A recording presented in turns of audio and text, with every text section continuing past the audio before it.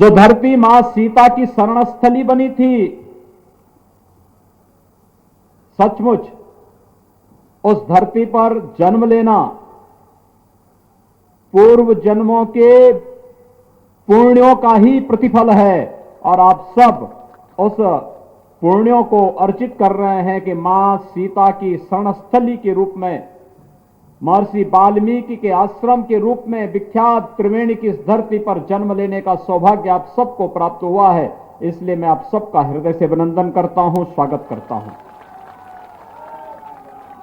भाइयों बहनों, ये त्रिवेणी की भूमि भी है। त्रिवेणी दो ही है, या तो हमारे प्रयागराज जहां गंगा, यमुना और पवित्र सरस्वती का संगम है, त्रिवेणी का वह पवित्र स्थल जहां प्रयागराज कुंभ के अवसर पर हम सबको जाने का सौभाग्य प्राप्त होता है, या फिर त्रिवेणी ये पवित्र धरती है जहां पर आप सबको जन्म लेने का सौभाग्य प्राप्त हुआ है। बहुत पवित्र धरती है। लोग यहां के बहुत सज्जन हैं, सीधे साधे लोग हैं, अपनी कर्मठता के साथ, अपनी ईमानदारी के साथ अपना जीवन यापन करते हैं। और भाइयों बहनों, वास्तव में मनुष्य जीवन में अपने आध्यात्मिक और धार्मिक परंपराओं का निर्वहन करते हुए अगर हम लोग अपनी दिनचर्या को आगे बढ़ाते हैं तो यही हमारे लिए जीवन का सौभाग्य होता है।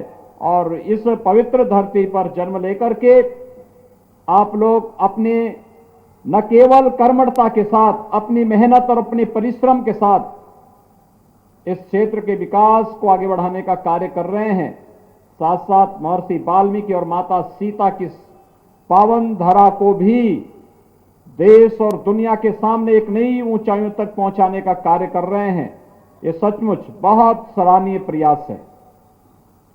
ये वर्ष हमारे लिए कई मायनों में महत्वपूर्ण रहा है। एक, पूरी दुनिया त्रस्त है कोरोना वायरस से। ये कोरोना वायरस संक्रमण इसमें ज्यादा है और इसलिए बचाव जितना हो सके हमें बचाव करना चाहिए। बचाव, प्रधानमंत्री जी ने एक ही बात कही है, जब तक दवा या वैक्सीन नहीं आ जाती है तब तक बचाव ही सर्वोत्तम उपाय है। और इसके लिए 2 गज की दूरी और मास्क है जरूरी। याद रखना, थोड़ी सी लापरवाही दिक्कत पैदा कर सकती है। बीमारी से, आग से और नदी से जितना व्यक्ति बचाव कर सके, बाढ़ आती है तो हम उसमें अचानक घुस नहीं जाते हैं, बचाव करते हैं। कहीं आग लगती है, हम उसमें अचानक घुस नहीं जाते हैं, उससे बचाव करते हैं। ऐसे ही बीमारी के मामले में भी देखा जाना चाहिए। हर स्तर पर बचाव का प्रयास होना चाहिए और ये प्रयास स्वयं के स्तर पर, स्वयं के परिवार के स्तर पर, स्वयं के गांव के स्तर पर और फिर समुदाय के स्तर पर भी हमारा प्रयास जब आगे बढ़ेगा तब कोरोना के खिलाफ भारत की लड़ाई को हम जीतेंगे और कोरोना परास्त होगा, भारत विजयी होगा और जन जन के जीवन में खुशहाली लाने का कार्य भारत करेगा। प्रधानमंत्री मोदी जी का आत्मनिर्भर भारत का ये पैकेज इसी अभियान का हिस्सा है। कोरोना कालखंड में आपने देखा होगा सेवा की क्या बेमिसाल उदाहरण प्रस्तुत किया है भारत के जन जन ने, भारत के जनप्रतिनिधियों ने, भारत के हर एक संगठन ने और कोरोना वॉरियर्स ने।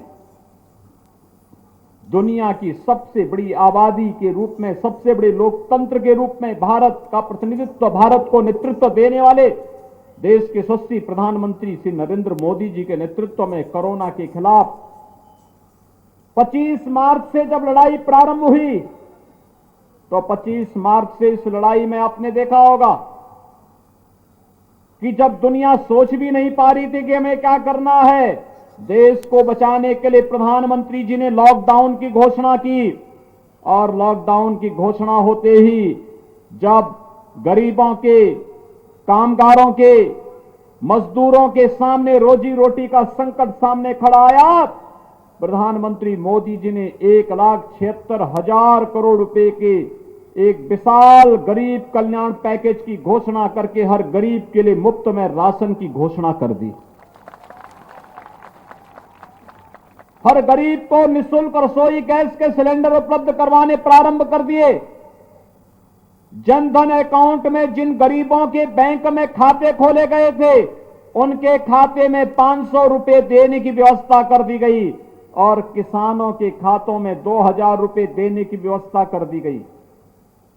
वृद्धावस्था पेंशन, दिव्यांगजन पेंशन और विधवा पेंशन प्राप्त करने वाले लोगों को 1,000 रुपए अतिरिक्त राशि और अग्रिम पेंशन की राशि उनके अकाउंट में दी जाने लग गई। ये प्रक्रिया निरंतर चली रही थी। बड़ी मात्रा में उत्तर प्रदेश, बिहार, झारखंड, बंगाल और आसपास के देश प्रदेशों के लोगों को मुंबई छोड़ना पड़ा, महाराष्ट्र छोड़ना पड़ा, पंजाब छोड़ना पड़ा, दिल्ली छोड़ना पड़ा। देश के अलग अलग राज्यों से उन्होंने पलायन करना प्रारंभ किया, तो उनके लिए आत्मनिर्भर पैकेज की घोषणा भी की गई। और भाइयों बहनों, जब अलग अलग राज्यों से हमारे नौजवान और वहां पर कामगार और श्रमिक के रूप में काम करने वाले लोग जब पलायन कर रहे थे, हो सकता है उन राज्यों में उनको सुरक्षा और सम्मान न मिला हो, लेकिन जैसे ही उत्तर प्रदेश के अंदर आपने प्रवेश किया होगा, आपको अपनत्व महसूस हुआ होगा कि उत्तर प्रदेश में भोजन भी, उत्तर प्रदेश में रहने की व्यवस्था भी, उत्तर प्रदेश में सुरक्षित घरों तक पहुंचाने की व्यवस्था भी हो रही थी। लोगों ने मुझसे पूछा उस समय, उन्होंने कहा कि ये उत्तर प्रदेश के लोग नहीं, ये तो बिहार के लोग हैं। मैंने कहा बिहार के लोग हैं तो और भी महत्वपूर्ण हमारे लिए हैं, क्योंकि बिहार तो माता सीता का मायका है और इसलिए भी हमें बिहार के लोगों की और भी खातिरदारी करनी है। कोई कोताही नहीं होनी चाहिए। और भाइयों बहनों, आपने देखा होगा सुरक्षित सभी लोगों को उनके घरों तक पहुंचाने की पुख्ता व्यवस्था उस दौरान की गई। प्रधानमंत्री मोदी जी ने स्पेशल ट्रेन लगाई, घर घर तक लोगों को पहुंचाने का कार्य हुआ। आत्मनिर्भर पैकेज के अंतर्गत नौजवानों के लिए रोजगार और नौकरी की सुविधाओं को आगे बढ़ाने का कार्य किया गया। आपने देखा होगा पिछले 6 वर्षों से मोदी जी प्रधानमंत्री हैं और शासन की योजनाओं का लाभ कैसे मिलना चाहिए, इसका उन्होंने आदर्श प्रस्तुत किया। कोई भेदभाव किसी के साथ नहीं, न जाति के आधार पर, न मत के आधार पर, न मजहब के आधार पर, न संप्रदाय के आधार पर, न क्षेत्र के आधार पर, न भाषा के आधार पर। कोई भेदभाव नहीं, शासन की योजनाओं में भेदभाव नहीं। हमने तो कहा सबका साथ, सबका विकास। यही मोदी जी का नारा है और यही नीतीश जी का भी नारा है। याद करिए, कांग्रेस और राजद की सरकार भी 15 वर्षों तक बिहार में थी और देश में थी। क्या करते थे ये लोग? इन्होंने मकान नहीं दिया, इन्होंने शौचालय नहीं दिया, इन्होंने विद्युत का कनेक्शन नहीं दिया, इन्होंने रसोई गैस का कनेक्शन नहीं दिया, स्वास्थ्य के लिए 5 लाख रुपए की स्वास्थ्य बीमा का कवर भी गरीबों को नहीं दिया, पीने के लिए पानी भी नहीं दिया, सड़क भी नहीं दी, कुछ भी तो नहीं दिया। और आज ये लोग आ गए हैं जो पहले जाति के नाम पे बांटते थे, अपने परिवार का पेट भरते थे, उन लोगों ने आज फिर से नारा लगाना प्रारंभ कर दिया। रोजगार का झुंझुना पकड़ा करके लोगों की आंखों में धूल झोंकने का प्रयास कर रहे हैं। नौजवानों, इस झुंझुने में आने की आवश्यकता नहीं, इसमें आने की बहकावे में आने की आवश्यकता नहीं। विकास और सुशासन का जो मॉडल प्रधानमंत्री मोदी जी के मार्गदर्शन में नीतीश जी ने बिहार के अंदर आगे बढ़ाने का कार्य किया है, यही बिहार के नौजवानों को नौकरी भी देगा, यही रोजगार भी देगा और यही बिहार के सम्मान को और स्वाभिमान को आगे बढ़ाने का कार्य भी करेगा। कांग्रेस हो या राजद, ये केवल धोखा देने के सिवाय बाकी इनके पास कोई दूसरा कार्य नहीं। विभाजन और बंटवारा करना। 1945-47 में इन्होंने देश का विभाजन किया था और लगातार समाज को कहीं जाति के नाम पर, कहीं क्षेत्र के नाम पर, कहीं मत और मजहब के आधार पर बांटने का कार्य ये लोग केवल करते हैं। ये लोग जोड़ने का कार्य नहीं कर सकते। इनसे कोई उम्मीद मत करिए। विकास ऐसे होना चाहिए जैसे मोदी जी ने दिया। मोदी जी ने जो मॉडल दिया, हर गरीब को मकान देंगे, तेजी के साथ देना प्रारंभ हुआ। 6 वर्ष में 3 करोड़ लोगों को एक एक आवास उपलब्ध करा दिया। 4 करोड़ गरीबों को निःशुल्क विद्युत कनेक्शन उपलब्ध करा दिए। 8 करोड़ गरीबों को रसोई गैस का निःशुल्क कनेक्शन उपलब्ध करा दिया। 10 करोड़ गरीबों को एक एक शौचालय उपलब्ध करवा दिया गया। 12 करोड़ किसानों को किसान सम्मान निधि उपलब्ध करा दी गई। 15 करोड़ नौजवानों को प्रधानमंत्री मुद्रा योजना, प्रधानमंत्री स्टार्टअप की योजना के अंतर्गत आर्थिक स्वावलंबन की ओर अग्रसर किया गया। 35 करोड़ गरीबों के जनधन अकाउंट खुलवाए गए बैंक में और 50 करोड़ गरीबों को आयुष्मान भारत के अंतर्गत मोदी जी ने 5 लाख रुपए की स्वास्थ्य बीमा का कवर भी उपलब्ध कराया। और भाइयों बहनों, इस कोरोना कालखंड में 80 करोड़ गरीबों को निःशुल्क खाद्यान्न उपलब्ध कराने का काम भी कोई कर रहा है तो प्रधानमंत्री मोदी जी कर रहे हैं और बिहार के अंदर नीतीश कुमार जी कर रहे हैं। कांग्रेस और राजद के समय तो ये गरीबों को राशन क्या देते तो पशुओं का चारा स्वयं ही चढ़ कर जाते थे। इनसे क्यों उम्मीद करते हैं आप? और हमने तो जो कहा वो करके दिखा दिया।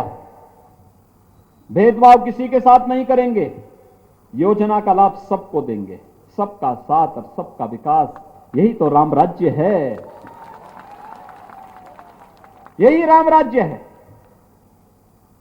हमने ये नहीं कहा हम जबरदस्ती अयोध्या में मंदिर बनाएंगे। हमने कहा कोर्ट फैसला करेगा और कोर्ट समयबद्ध ढंग से फैसला जो देगा उसके लिए हम माहौल उस प्रकार का बनाएंगे। न्यायालय ने फैसला दिया और 500 वर्षों की जो आपकी टीस थी अयोध्या में भगवान राम का भव्य मंदिर के निर्माण का शिलान्यास भी मोदी जी ने रख दिया। अब तो कोई ये नहीं कह सकता ना कि मोदी जी ने या भाजपा ने या जदयू ने धोखा दिया है। कोई नहीं कह सकता है। भाइयों बहनों, हमने जो कहा सो करके दिखा दिया है। हमने जो कहा सो करके दिखा दिया। कोई भेदभाव नहीं। देश का हर नागरिक हमारा नागरिक है। हमारे लिए पूरा देश एक परिवार है। नीतीश जी के लिए पूरा बिहार एक परिवार है। उनके परिवार का कोई सदस्य, मोदी जी के परिवार का कोई सदस्य सत्ता में भागीदार नहीं है, क्योंकि हमारे लिए तो वसुधैव कुटुंबकम का ये नारा ही हमारे जीवन का नारा है, जीवन का मंत्र है। हम इससे इतर सोच भी नहीं सकते। लेकिन जिन्होंने अपने परिवार की खातिर यहां के नौजवानों की रोजी और रोजगार पर डकैती डालने का काम किया हो, एक एक नौकरी को बेचने का कार्य किया हो, वे लोग आज रोजगार का झुंझुना पकड़ाने का कार्य कर रहे हैं कि इतने लाख लोगों को नौकरी दे देंगे। अरे इतने लाख नौकरी आएगी कहां से, तो बताओ पहले। जब उन्हें सत्ता मिली थी तब तो उन्होंने यहां पे अपहरण का उद्योग प्रारंभ कर दिया था। जो उद्योग थे वो बंद हो रहे थे और अपहरण का एक नया उद्योग प्रारंभ कर दिया था। गरीबों के लिए राशन देने की बात तो दूर, मूक जानवरों का चारा ही हजम कर गए थे। किसी गांव को सड़क नहीं, किसी को बिजली नहीं, गरीबों को पानी नहीं, स्वास्थ्य की सुविधा नहीं, और अब आके कह रहे हैं कि हम रोजगार देंगे। कहां से रोजगार वे लोग लेके आ जाएंगे? ये कार्य कोई करेगा तो प्रधानमंत्री मोदी जी और नीतीश कुमार जी मुख्यमंत्री के रूप में बिहार के अंदर करेंगे। और भाइयों बहनों, इसीलिए आज मैं आपके बीच आया हूं।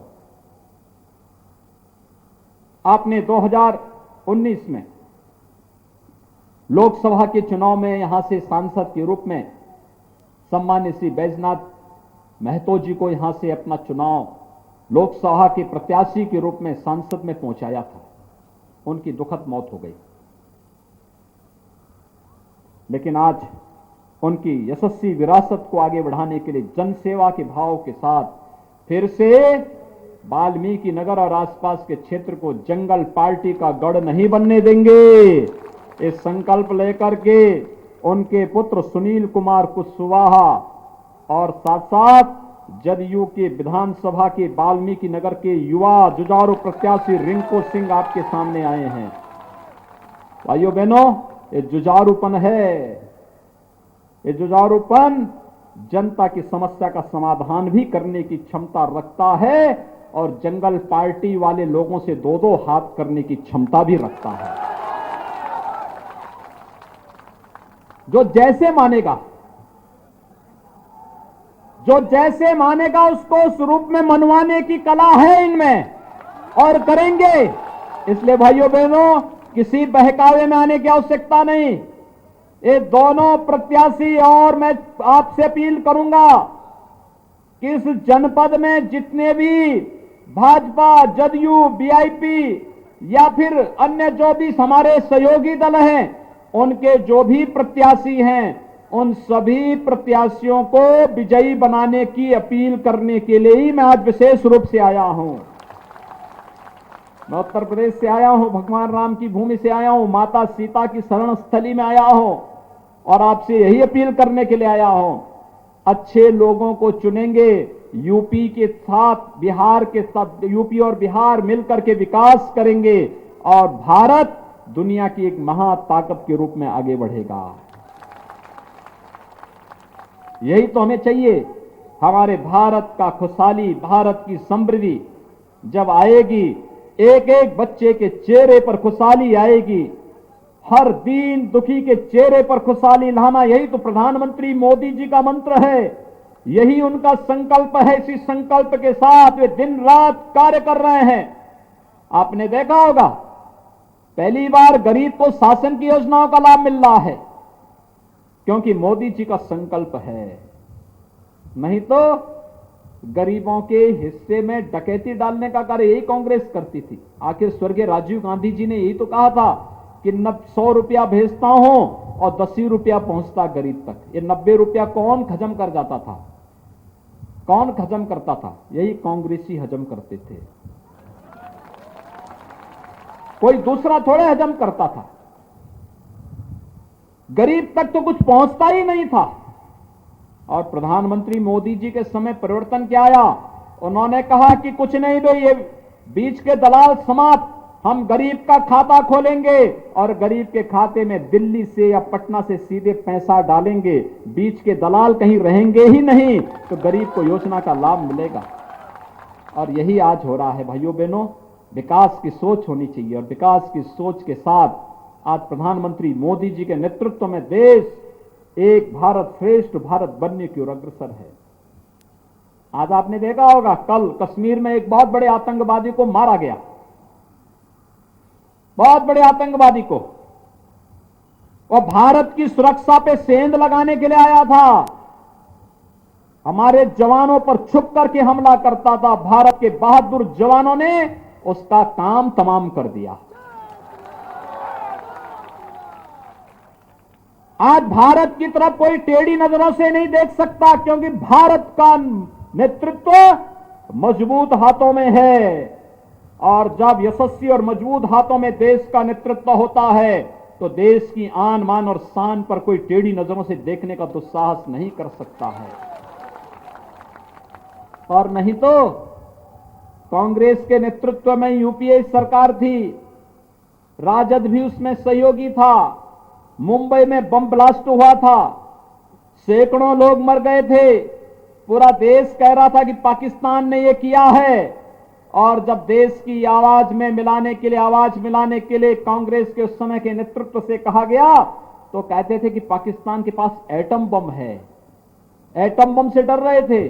और आपने देखा होगा पुलवामा में, परसों टेलीविजन में आपने देखा होगा पाकिस्तान की संसद का दृश्य कि पुलवामा के समय जब आतंकी हमला सीआरपीएफ के जवानों पे हुआ था, बिहार के भी कुछ जवान शहीद हुए थे और तब भारत के बहादुर जवानों ने पाकिस्तान के अंदर घुस करके आतंकी कैंपों को नष्ट किया था। और उस समय भारत का एक विंग कमांडर पाकिस्तान के अंदर हमला करते हुए जब उनका एयरक्राफ्ट नीचे गिरा तो पाकिस्तान के अंदर उनको बंधक बनाया गया। आपने देखा होगा विंग कमांडर अभिनंदन को पाकिस्तान को 24 घंटे के अंदर उन्हें सकुशल भारत को सुपुर्द करना पड़ा था। और पाकिस्तान की संसद का दृश्य भी आपने देखा होगा जब पाकिस्तान के अंदर कहा जा रहा था कि जब विंग कमांडर को वापस करने की बात आई, भारत ने वार्निंग दे दी थी कि अगर इस समय सीमा के अंदर हमारा विंग कमांडर वापस नहीं आया तो फिर पाकिस्तान इसके परिणाम भुगतने को तैयार रहे। तो आपने देखा होगा कि पाकिस्तान की संसद में ये बातें आ रही हैं कि वहां के प्रधानमंत्री को पसीना आ रहा था, वहां के आर्मी के चीफ को भी पसीना आ रहा था, उसके पैर कांप रहे थे कि कहीं भारत अभी हमला न कर दे। और उन्होंने कहा भैया जल्दी से इनको वापस भारत भेज दो, नहीं तो भारत हमारा काम तमाम कर देगा। यह है भारत का शौर्य पराक्रम। आज कोई भारत की तरफ टेढ़ी नजरों से देख नहीं सकता, और देखेगा उसकी आंखें भारत के बहादुर जवान निकाल करके तस्तरी में परोस करके भारत की जनता के सामने प्रस्तुत कर देते हैं। यह है हमारा भारत। और नहीं तो इन्होंने भारत को, कांग्रेस ने, राजद ने तो भारत को भी मजबूर भारत कर दिया था। आज मोदी जी उसको मजबूत भारत बना दिए हैं। यहां गरीबों की भी सुनवाई होगी, उत्तर से लेकर दक्षिण तक, पूरब से पश्चिम तक। भारत के किसी नागरिक के साथ कोई भेदभाव नहीं, सुरक्षा सबको, सम्मान सबको, योजनाओं का लाभ सबको।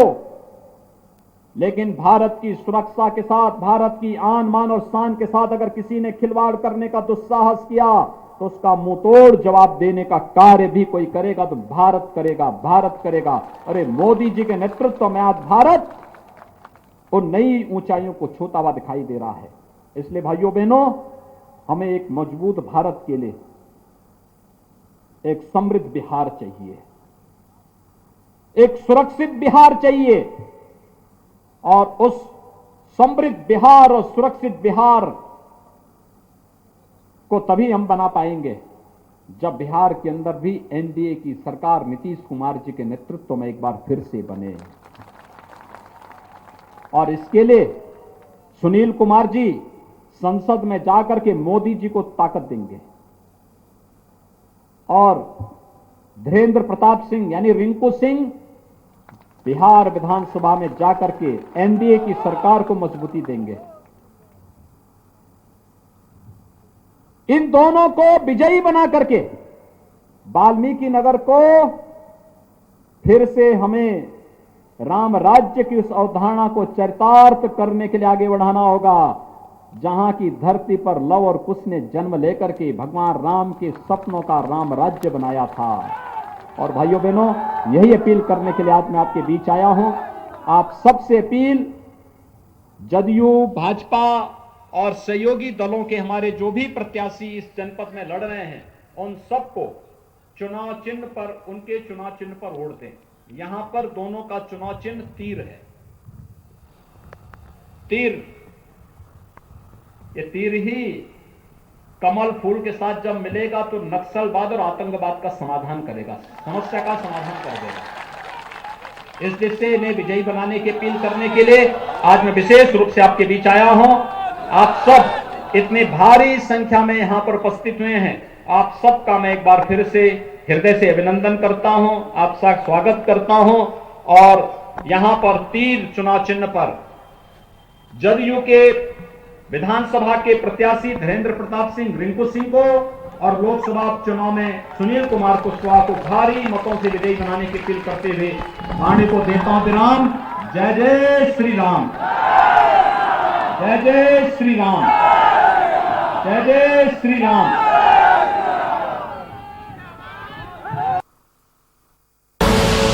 आप देख रहे हैं के न्यूज, खबरों का सारथी। खुदी को आजमाया है तो ये अंदाज आया है।